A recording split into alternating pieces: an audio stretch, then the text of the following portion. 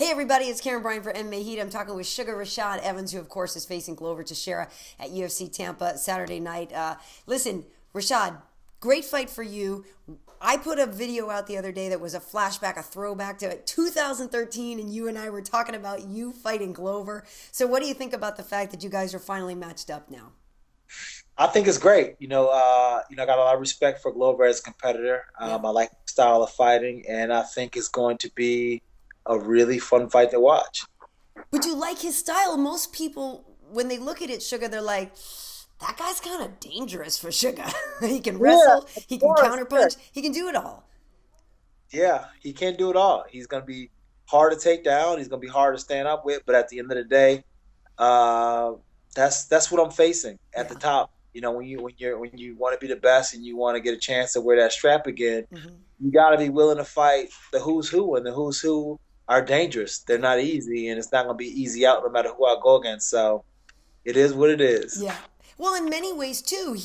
Obviously your original opponent was supposed to be Shogun. Again, another fight that we were supposed to have years ago that never happened, and I'll have more on that later. But in many ways, Glover could be considered to be more dangerous than Shogun because of that wrestling and because of that element of takedown ability that he's got more so than Shogun. No, 100%. I Yeah. believe he is more dangerous than Shogun. He's a bigger, stronger guy, harder puncher, Yeah. more aggressive, can take the fight anywhere he wants to. In his Mhm. last couple of fights, he's shown that he has the ability to, and he has the discipline to. He's not just going there to try to knock your head off. He's going there to really try to put together a pretty concise MMA fight. Yeah. And, he's fighting like he has a chip on his shoulder. So I got a very dangerous man ahead of me. Yeah. Well, I told you I spoke with him the other night, and the thing that's so great about Glover is he's all those things. He's a beast, and he's got the biggest smile on his face. It's like this guy is the gentle giant. So it's hard to maybe get mad at him. Like I feel like on this fight for you, do you wish you could be a little more mad at him? Like I feel like you and Shogun kind of maybe had more unsettled business than you and Glover have. Do you know what I'm saying? I'm at the stage in my career where I don't got to be mad at someone to fight him. Yeah. I enjoy fighting so much, and I enjoy the opportunity to go out there and live this dream that I can go out there and fight and have a great fight and not be mad at my opponent at all. Right. Well, I mean, the argument could certainly be made that there have been times when people have been too emotional going in, Yeah, and that hasn't served them well. You and I have talked about this in the past, though. Getting back to that love, you just said, how much you love to fight. We talk about the hot sauce, going out there and having playtime. Have you been able to find that again? Because obviously you had a long layoff and you came back against Ryan, and you didn't have the hot sauce that night. Like yeah. you didn't have it that night. No, I think that I've been able to find, my fighting groove and Yeah. just be able to find that sugar that I'm known for, and Hmm. more importantly, that I really enjoy.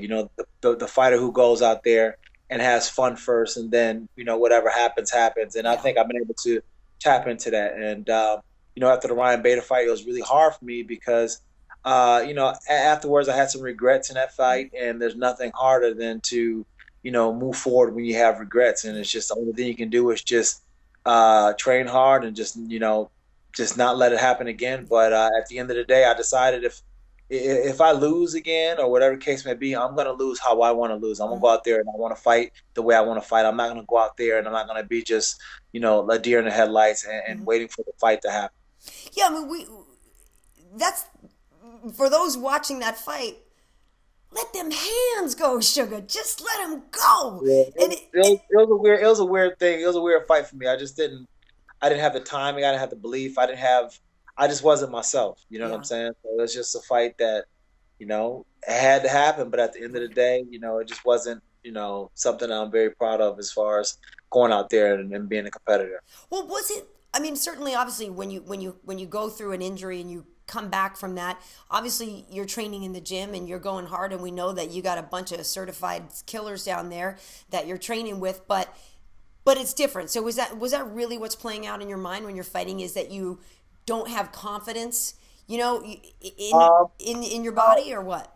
well, like that whole camp was a bit different just because of the fact that I was really just trying to make it to the fight Okay. more than anything, and I didn't do like how I normally do in training camp. I didn't really put myself through the grind Ah. like I normally do. So when it came down to it and the fight was happening, there were some areas in the game where I kind of felt tentative and I didn't really let it go just because I didn't get the reps like I normally would. Yeah.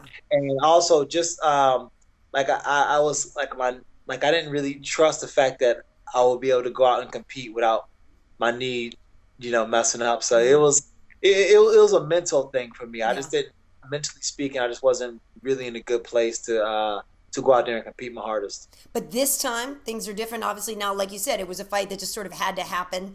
And do you find that there's been sort of a revolution between that fight, that camp, and this one?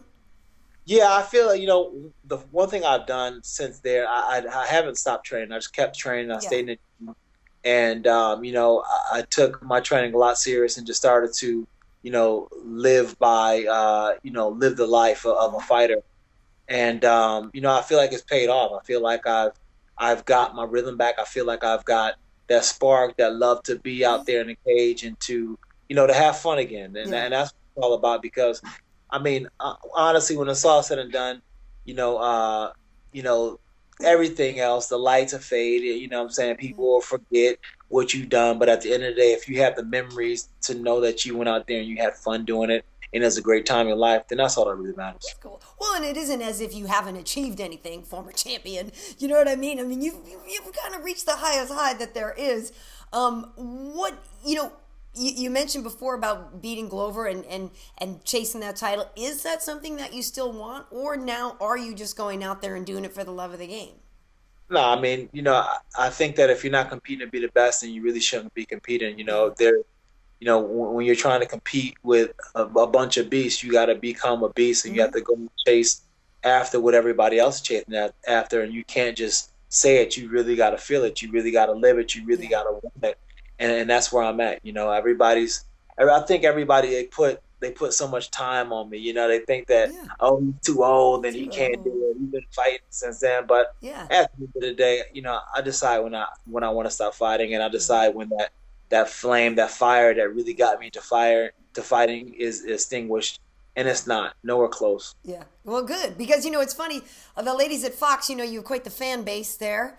They appreciate the badonkadonks. They love they love watching Suga fight, but we've missed you too. That's the whole thing. Is everybody's like, "Where's Suga at?" Because you've been training so much. But I know that is it's not like you want to focus on what you're going to do after your career. But this time, did you feel like it was necessary for you to not come to Fox, to not do some of these other things, and just to really hunker down and focus on this fight? Yeah, I really felt like it. I really felt like, this was a pivotal point in my career where it's going to be that I really got to get into my rhythm, either one way or the other, either one way of, making sure I start making my separation from fighting or, reclaiming what I once had in fighting. So I decided to go with reclaiming what I had in fighting. I love to do the TV stuff and I love to do, work with you guys at Fox. But at the end of the day, I don't feel I'll be able to complete myself if I didn't, go at it hard as I can. Yeah. Well, and I should remind people, you did pick Holly Holm to win that night against Ronda Rousey, and you just sat there like, told you. Told you. I picked Conor to lose too. You did. We actually, I think somebody did start to call you the fight whisperer because they were like, I don't know what it is, but Suga knows. Nothing making me upset. So in terms of being out there competing with the best, true or false, you volunteered to fight Jon Jones when DC dropped out? I did. Yeah. I did. It was that's a big opportunity. I mean, that's Jon Jones. You can't pass that up. And I consider Jon probably one of the best to put on the 4-ounce gloves. So if I get a chance to fight him again, then I will jump at the opportunity. Yeah, but obviously didn't go your. What did they say? What at that point? I let my managers handle it, and I didn't want to get my hopes up too high, thinking like if I'll get it and start getting my mind wrapped around that because that's just a whole nother animal in itself. You know what I'm saying? So I just kind of stay focused on this one, but let them know I was interested in taking that fight. And it's funny because I feel like I would forget which fight it was, where you two were caught on camera, kind of chit-chatting, and it was something where we hadn't seen that in a long time, and everybody was like, oh, look at that, it's a rapprochement, the two of them are back together to being friendly. What is your relationship with him like now? I mean, we're cool. If I see him, I'll speak to him, wrap him up, give him a hug.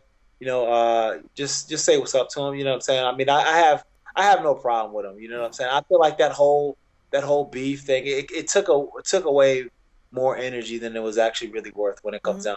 You know what I'm saying?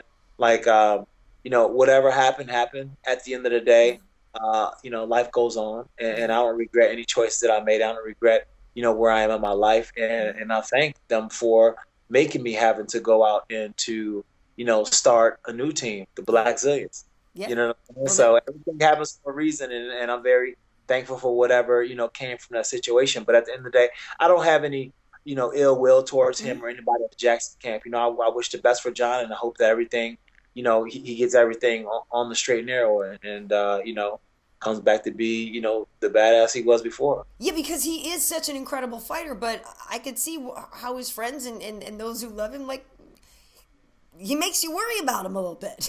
Yeah, I mean, he does, but I think he'll figure it out. I think that after a while, like, the self-sabotaging or just this feeling of invincibility will go away. You know what I'm saying? People have theorized, too, that he's the kind of guy that needs that chaos.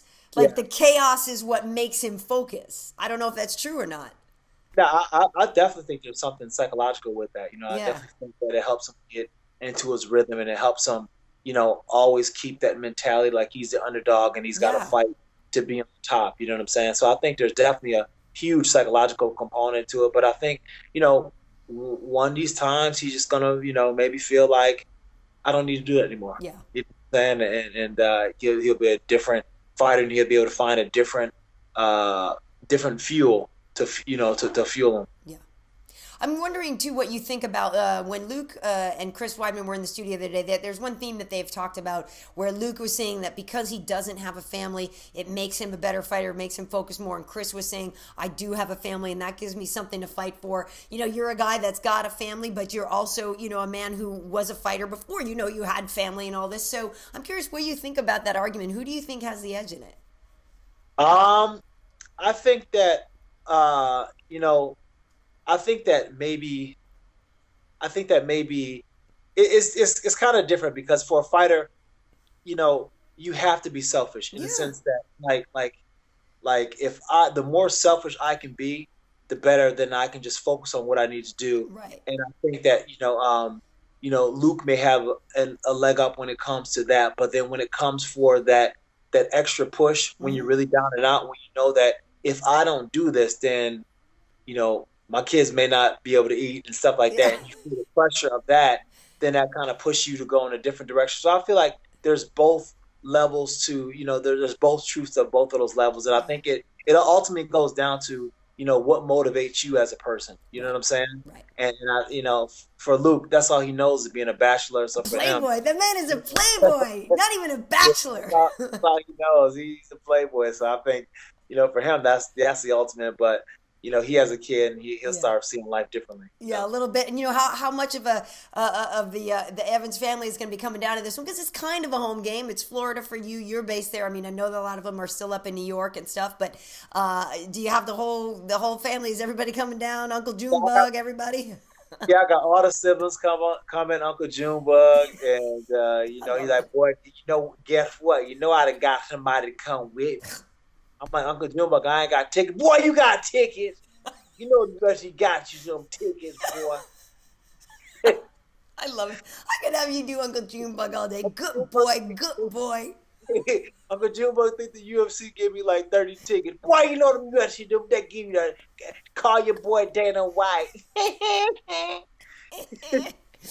Are you going to petition to be on a Madison Square Garden card if they get one? Now that we will at some point, I mean, that's going to be the best card to be on. Right. I mean, New York native got to be able to chance to fight. I mean, that's a dream come true. Come on. That would be unbelievable. I am curious, if you watch basketball. Yeah, you're a basketball fan?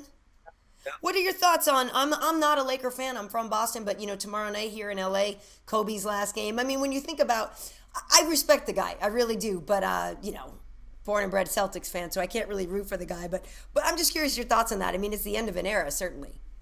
It is, and I think that I think he's done it right. I Yeah, think he's done it right this last year, and he's kind of did his farewell tour and stuff like that. yeah, And it's kind of sad to see him go because I can remember when he started, yeah. and when you see someone go from beginning to an end, it kind of makes you feel old inside. Right. So for me, You're like, wait a minute. I'm kind of feeling like, dang, like is it that time Right. already? Is that time already? Like, oh my God, the Yeah, bar, the sunset, and I know. It's yeah, it makes you feel like that. Like, shoot, dang, I don't know, man. It's sad. It's yeah. sad, especially for me as an athlete, and I'm closer to the end than the beginning myself. So Right. it's kind of like one of those things. It's just like, shoot, man, it's almost here. Yeah, It's almost here. yeah, it's pretty wild, and I'm sure it's going to be mental here in LA with him retiring. But yeah, I kind of feel the same way. It's like, well, but I remember when he was the new guy. Like, that's not good. Flies. Yeah, for sure. Last couple thing I wanted to ask you about. Obviously, you have fought both Lyoto and Dan Henderson. I'm curious how you think that fight's going to go. I think it's going to be, well, I mean, I think that Dan's going to want to push the action Yeah, because last fought, he was very upset at the fact that, he felt like Machida just kind of got by and yeah, moved and did his thing and stuff like that and eked out a victory. So I think right. that he's going to try to put the pressure on a little bit more. And I don't think that's going to work out for him. I think that Machida is going to be able to catch him with something coming in. Dan's been caught in his last few fights, a few Mhm. flash knockdowns, and I think that he may get caught again. Yeah, it's gonna be a tough fight. But I was at that first one, and yeah, Lyoto. I know Dan was really frustrated because he's like, well, he won, but he didn't like do anything, And I, That's the worst when you walk out of the cage and you just like, he won, but he didn't. I don't feel like I got my ass whooped. You know what I'm right, saying? right. Yeah, yeah. Well, so listen. Do you care at all that this is a 5 round fight? Glover was funny. He's like, hey. It's not like it's only 5 rounds for me. It's 5 rounds for Rashad too. He's like, so it Yeah, doesn't. that's how I feel too. Like when they ask me to do a fight, I'm just like, I mean, if Glover's gonna do it, I'll do it. Right, I mean, he's taking the fight on shorter notice than I right. am. So I think somewhere along the line we'll be able to dig it out Right. for the last 10 minutes. Yeah. But it does But, affect your strategy, right? Because yeah, what you thought you I could mean, maybe for do in sure, three, yeah, I'm not gonna be crazy. Like if I get on the shot, I'm not gonna like bust my ass to try to take him down, and he's fighting like crazy. I'm right. like, you know what? We'll get it back. Yeah, yeah, very nice. Well, I'm looking forward to. I think it's gonna be a great fight, and all goes if all goes well, and you get out of this successfully and unhurt. Would you wait for a Madison Square Garden card, which could be in maybe November or so, or would you try to get a fight in sooner than that? It all depends. You know what I'm Yeah, saying? It's like a cold corner or something like that, or I mean, it all depends how this fight goes. yeah, yeah, I mean, after ask me this on Monday, you know yeah, how yeah, it's yeah. like Superman. I'll fight him right now. I'll fight anybody. Right, Put me on the card. Put me on next week's card. right. But we'll see, man. I'm just taking it one fight at a time and just enjoying it. Yeah. Good. Well, listen, it's great to see you smile. I think it's fun, and I love that you guys are on. Big Fox. It's free. I feel like this is the kind of fight. This fight card in general is so solid. Even with Khabib and Tony falling apart there, I think there's still so many great fights on this one. I think it's just gonna be a great night. Gonna be really fun. So Excited. I'm really go out excited. there and have a good time. Well, thank you so much, Rashad. And I don't know now that your fight will be over if you'll be coming back out to visit us on the West Coast, but hopefully we'll see you soon. Crazy enough, I'll be out there the week after my fight. Oh, nice. All right. Okay. Okay. Okay. All right. Well, then hopefully we'll see you then. Thanks so much, Sugar. I'll see you.